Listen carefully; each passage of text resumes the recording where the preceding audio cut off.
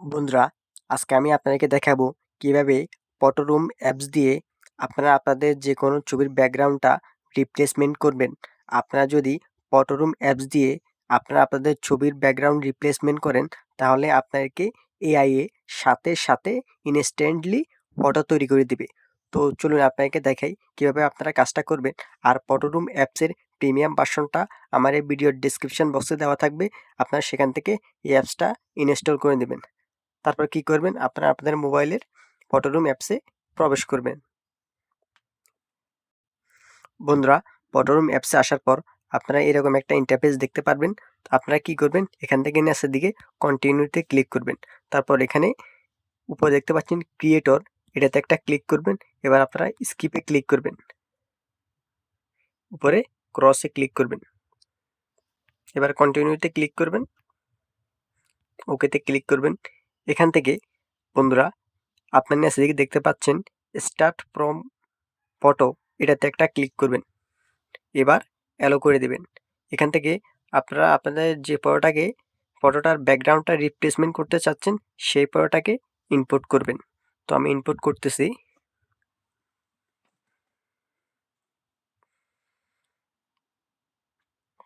তো বন্ধুরা দেখতে পাচ্ছেন ফটো ইনপুট করার পর এখানে ফটোর ব্যাকগ্রাউন্ডটা রিমুভ হয়ে গেছে। এবার আমরা কি করব, এই ফটোর ব্যাকগ্রাউন্ডটাকে রিপ্লেসমেন্ট করব। তো এখান থেকে নিচের দিকে দেখতে পাচ্ছেন ক্রিয়েট উইথ ইনস্ট্যান্ট ব্যাকগ্রাউন্ডস, এখানে এই লেখার উপর ক্লিক করবেন। বন্ধুরা, এখানে আপনারা দেখতে পাচ্ছেন প্রথমেই ট্রেন্ডিং যে ব্যাকগ্রাউন্ডগুলা বর্তমানে ট্রেন্ডিংয়ে চলতেছে সেগুলো এখানে শো হইতেছে। তো আপনারা চাইলে এগুলো ব্যবহার করতে পারেন। তারপর এখানে নিচের দিকে দেখতে পাচ্ছেন মুড নামে, এখানে প্রথমে দেখতে পাচ্ছেন বিচ, এখানে যদি ক্লিক করেন তাহলে আপনার এই ফটোর ব্যাকগ্রাউন্ডে বিচ যে সমুদ্র যে সৈকত রয়েছে সেগুলো অ্যাড হয়ে যাবে। তো দেখতে পাচ্ছেন এখানে অ্যাড হয়ে গেছে। যদি এগুলো পছন্দ না হয় আপনার নিচের দিকে জেনারেট ওর মোর এটাতে ক্লিক করবেন, তাহলে আপনাদের এআই নতুন নতুন ফটো তৈরি করে দেবে। তো মনে করেন আপনার এখানে একটা ফটো পছন্দ হইলো, আপনার ডাউনলোড করতে চান। তো আপনার কি করবেন, এখানে ফটোর উপর ক্লিক করবেন।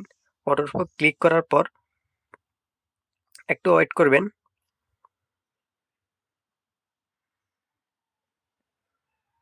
এবার আপনারা কি করবেন, এখানে নিচের দিকে এক্সপোর্ট নামে একটা অপশন দেখতে পাচ্ছেন, এটাতে ক্লিক করবেন। এবার সেভ টু গ্যালারি এটাতে ক্লিক করবেন, তাহলে আপনাদের এই ফটোটা গ্যালারিতে সেভ হয়ে যাবে। এবার আপনারা ব্যাকে আসেন। ব্যাকে আসার পর আপনারা যদি অন্য ধরনের ব্যাকগ্রাউন্ড চান সেটাও পছন্দ করতে পারেন। এখানে দেখতে পাচ্ছেন বোকে ইফেক্ট, এটা যদি ক্লিক করেন তাহলে আপনাদের ফটোর ব্যাকগ্রাউন্ডটা ব্লার হয়ে যাবে একদম এইচডি কোয়ালিটিতে। দেখতে পাচ্ছেন এখানে ফটোর ব্যাকগ্রাউন্ডটা ব্লার হয়ে গেছে। আপনারা চাইলে এই বোকে ইফেক্টগুলো ব্যবহার করতে পারেন। তারপর আমি আপনাকে দেখাইতেছি আপনারা কি ব্যবহার করবেন। আপনারা এখান থেকে একটা রয়েছে সানসেট, চাইলে এটাও ব্যবহার করতে পারেন।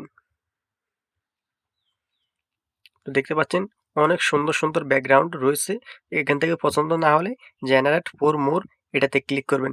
এআই আপনাদেরকে আরও নতুন নতুন ফটো তৈরি করে দেবে। তো দেখতে পাচ্ছেন কি সুন্দর সুন্দর ফটো তৈরি করে দিতেছে আমাদেরকে। এখান থেকে আমি এই ফটোটা সিলেক্ট করলাম। সিলেক্ট করার পর আবার এক্সপোর্টে ক্লিক করলাম। এবার সেভ টু গ্যালারি ক্লিক করলাম, তাহলে আমার এই ফটোটা গ্যালারিতে সেভ হয়ে গেল। এখান থেকে ব্যাকে এসে আমি আপনাদেরকে আরও কটা দেখাইতেছি। এখানে দেখতে পাচ্ছেন অটামে ক্লিক করার পর দেখতে পাচ্ছেন এখানে এআই সুন্দর সুন্দর ফটো তৈরি করে দিতেছে।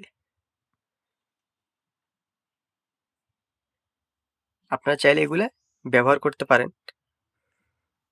আপনারা যে রকম ব্যাকগ্রাউন্ড চান শুধু এখানে এসে ক্লিক করে করে দেখবেন, যেটা পছন্দ হয় সেটা ব্যবহার করুন। এখানে দেখতে পাচ্ছেন টি স্টাম্প,